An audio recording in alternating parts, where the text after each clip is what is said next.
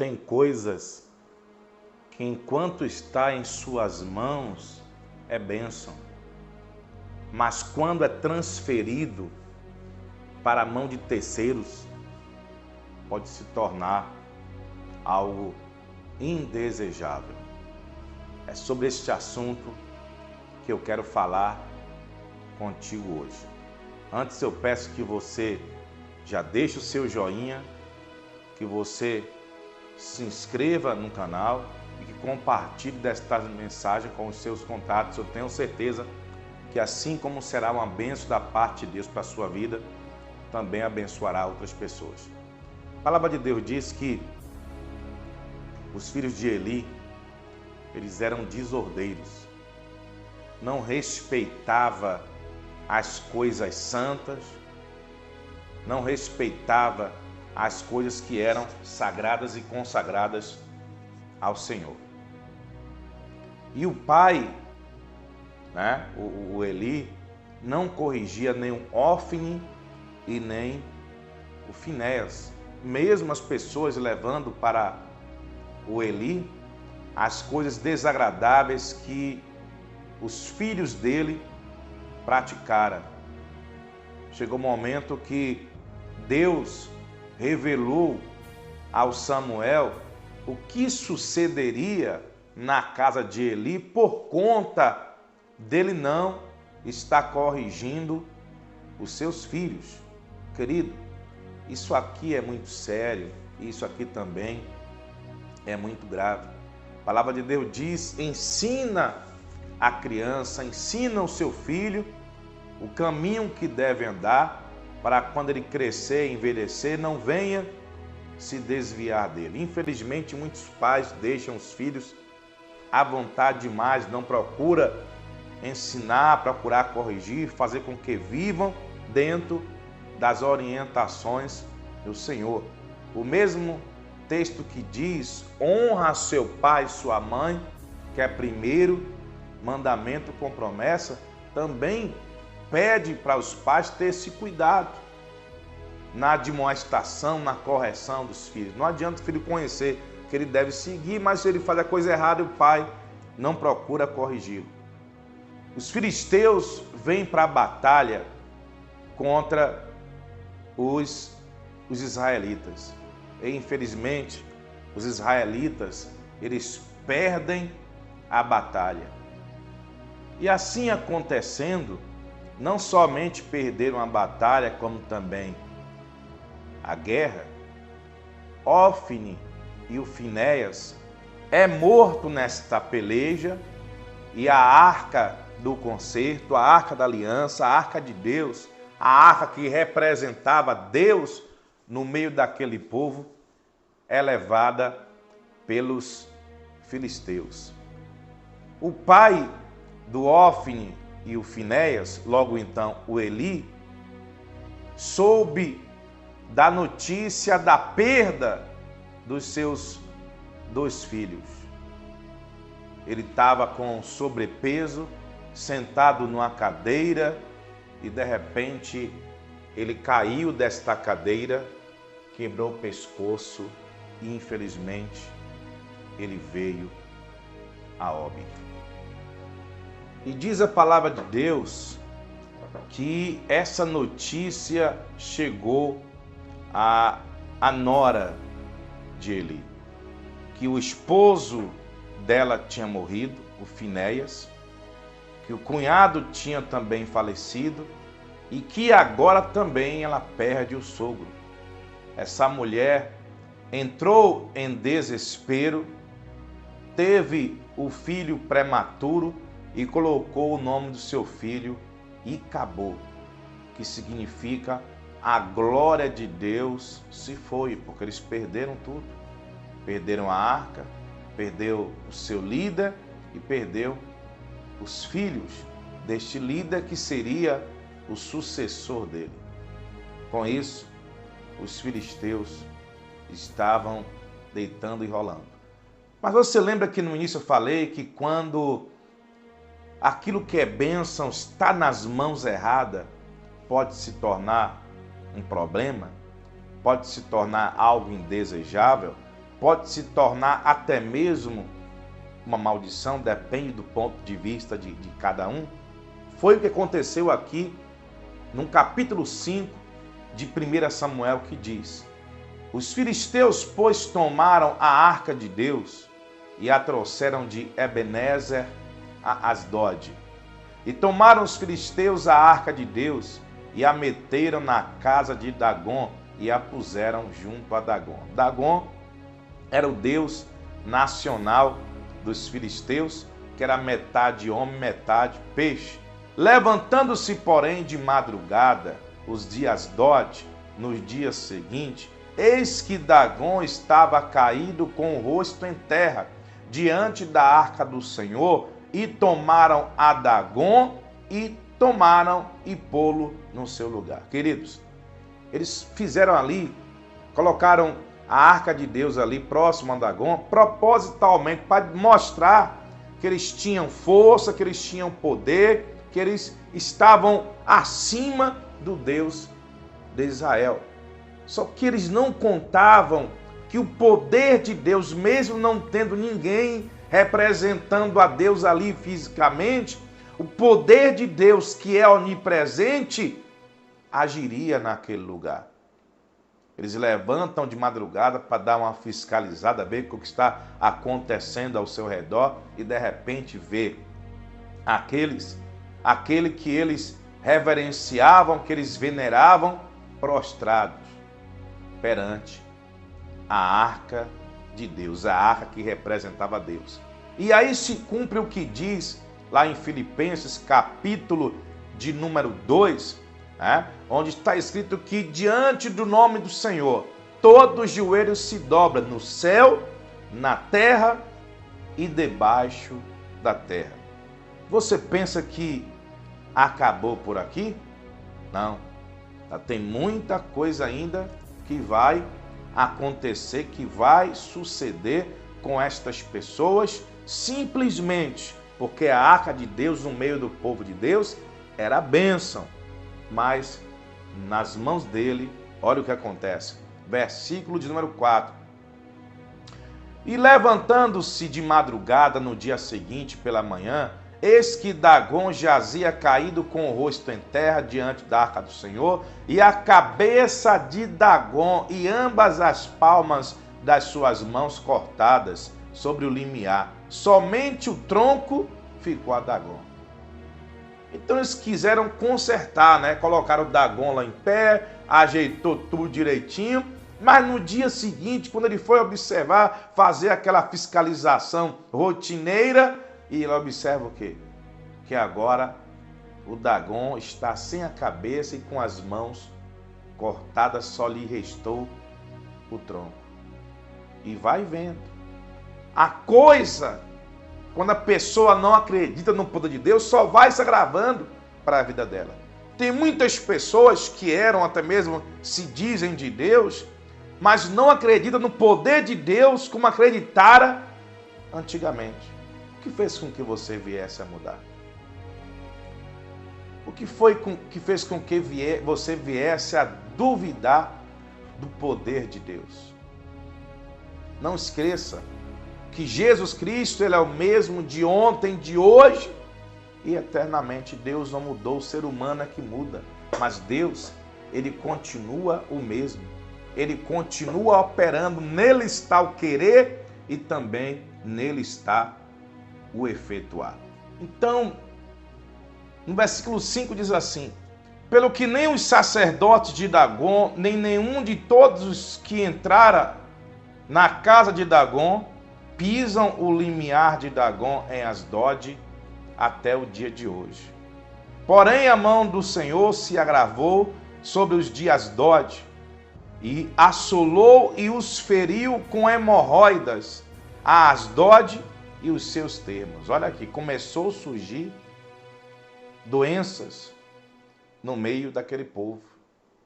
Começaram a ser atingidos por hemorroidas.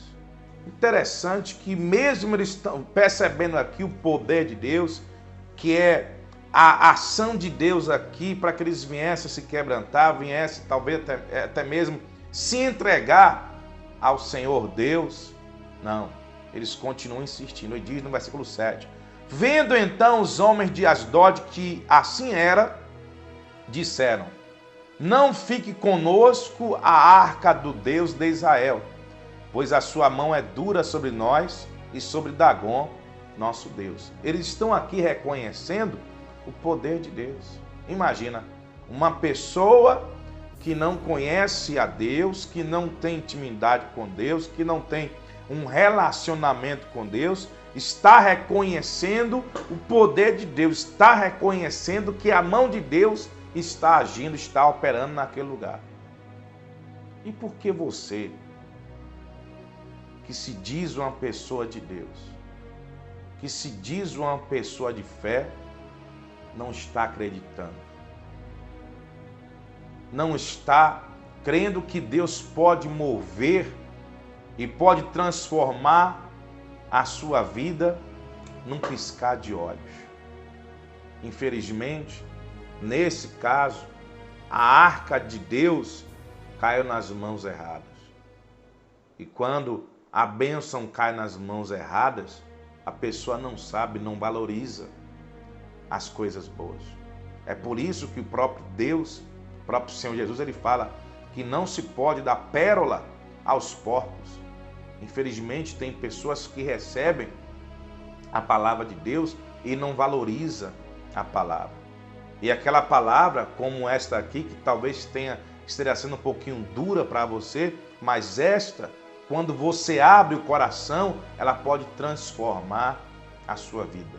Ela pode produzir em você frutos de arrependimento, abrir os teus olhos espirituais para que você tenha uma vida diferente. Esse povo está reconhecendo e diz assim no versículo 8, pelo que enviaram e congregaram a si todos os príncipes dos filisteus e disseram, que faremos nós da arca do Deus de Israel?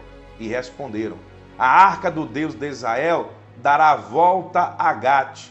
Assim a rodearam com a arca do Deus de Israel, ou seja, eles tiraram de lugar e só levando para outro lugar, mas não querem assumir a responsabilidade, não querem entender que Deus, ele quer mudar a história destas pessoas, mas preferem continuarem sendo inimigos de Deus.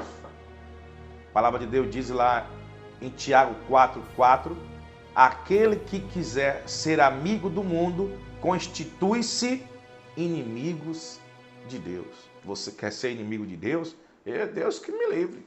Eu aqui não quero ser inimigo de Deus. Porque a palavra de Deus fala, horrenda coisa é cair na mão do Deus vivo. E quando Deus fala isso, ele fala para aqueles que conhecem a verdade e não quer levar a verdade a sério, né? Todos os dias eu procuro lutar. É fácil? Não é fácil não, queridão. Não é fácil não, queridona. Mas você precisa lutar. Você precisa lutar contra o seu maior inimigo, que é você mesmo. Quando você se conhece, começa a lutar contra o leão. O leão não da tribo de Judá, mas com outro leão que mora dentro de você. Que fica o tempo todo fazendo com que você venha agir contrário à vontade de Deus. Esse povo aqui está agindo contrário à vontade de Deus, mas ele não quer dar o braço a torcer, não quer dar uma oportunidade para Deus atuar na vida deles. Diz versículo 9, sucedeu que desde que a rodearam com ela, a mão do Senhor veio contra ela, aquela cidade, com muito grande vexação, pois feriu os homens daquela cidade, desde o pequeno até o grande, e tinham hemorroidas nas partes secretas, ou seja, hemorroidas nas partes íntimas. Só quem já teve hemorroida é que deve saber o quão doloroso, o quão incômodo é ter hemorroida. Imagina que situação, uma cidade inteira, todo mundo com hemorroida. Imagine que a pessoa vai buscar a ajuda do outro, o outro não tem como te ajudar com uma situação semelhante à sua. Só quem podia estar ajudando eles era Deus, mas eles estavam rejeitando Deus. porque a arca representava Deus. Eles estavam rejeitando a arca. Pegaram a arca para ficar caçoando, tirando chacota de Deus. Quando eles viram a ação de Deus, começaram a rejeitar a Deus. Tem pessoas que rejeitam, o negócio está indo de mal a pior, mas eles não se dobram.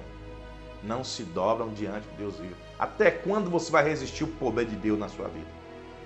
A palavra de Deus diz: sujeitai-vos, pois, a Deus, e Ele vos exaltará.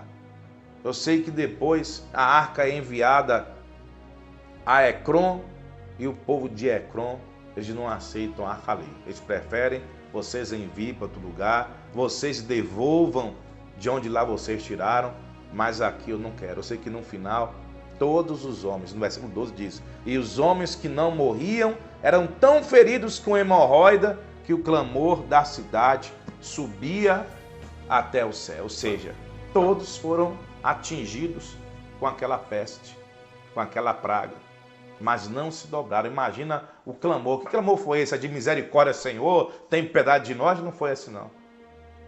Foi um clamor de: eu não suporto mais, até quando vamos ficar nesse sofrimento? Foram 7 meses, para ser mais preciso. Depois eu vou tratar melhor com vocês sobre esse assunto. E tem muitas pessoas que estão passando situações difíceis, mas não querem reconhecer Deus na vida dela, mas não querem dar um passo para que Deus possa atuar na vida delas. Você não está assim não, né? Dê uma oportunidade para Deus. Abra o seu coração. Deixe o Espírito Santo agir na sua vida. Porque nós oramos aqui. E eu sei que você recebe a oração também de outras pessoas. É importante receber a oração e orar. Mas se você não abrir o coração para a palavra, não vai adiantar muita coisa, sabe por quê? Falarei melhor sobre isso no próximo vídeo, porque a oração traz o alívio, mas a palavra, quando você abre o coração, ela te liberta. Jesus disse: eu sou o caminho, a verdade e a vida, ninguém vai ao Pai senão por mim. Ele disse: conhecereis a verdade, e a verdade vos libertará. A verdade é a palavra de Deus. Você está aqui conhecendo essa verdade. Eu vou orar daqui a pouquinho. Mas você precisa abrir o coração para a verdade, para que quando formos orar, a oração tenha efeito. Porque diz a palavra de Deus: muito pode a súplica de um justo em seus efeitos. Eu posso orar por você agora? Preparou o garrafão com água? Preparou aí o galão de água? Vamos orar no nome de Jesus. Pai Todo-Poderoso, é no nome de Deus, do nosso Senhor e Salvador Jesus Cristo, que eu venho na Tua presença, clamo o Teu nome, o Teu poder. Eu busco a Tua face, meu Deus, em favor de centenas, milhares de pessoas que nos acompanham, meu Pai, ao redor deste mundo. Meu Deus, o interessante nessa mensagem, meu Pai, é que não tinha ninguém representando o Senhor naquele lugar, mas a arca do Senhor estava lá. O Senhor é o Deus onipresente. Eu não preciso estar, meu Deus, onde essa pessoa mora. Mas o que preciso, meu Deus, é que as mãos do Senhor, meu Pai, estejam sobre a vida dela agora, onde quer que esteja, e que o Senhor manifeste o Teu poder, quebrando esse espírito de enfermidade, esse espírito, meu Pai, que está escravizando essa pessoa, esse espírito, meu Pai, que está cegando o entendimento dessa pessoa, esse espírito, meu Deus, imundo que está agindo nas finanças dela, esse espírito maldito que não deixa essa pessoa se libertar dos vícios. Em o nome de Jesus Cristo, eu repreendo agora esta ação do mal, eu repreendo agora e digo em nome de Jesus: todo mal seja destruído, todo mal agora cai por terra, na autoridade que há no nome de Jesus. Eu determino, meu irmão, a vitória, eu determino mudança na sua vida, para a glória do nosso bom Deus, em nome de Jesus. Jesus Cristo é quem te dá saúde, é Ele quem perdoa os teus pecados e te sara de todas as enfermidades, no nome de Jesus. Amém? Esta é a mensagem de hoje. Se por acaso você foi tocado por esta palavra, eu peço que você não esqueça de deixar o seu joinha, ajuda muito, e é dessa maneira que o YouTube entende que a mensagem é relevante. Não esqueça Também, caso não seja inscrito no canal, se inscreva no canal, melhor acho que é aqui, né? Se inscreva no canal, no nome de Jesus Cristo, tá bom? E compartilhe com os seus contatos. Deus te abençoe poderosamente, um ósculo santo em todos vocês. Abraço e até a próxima, no nome de Jesus.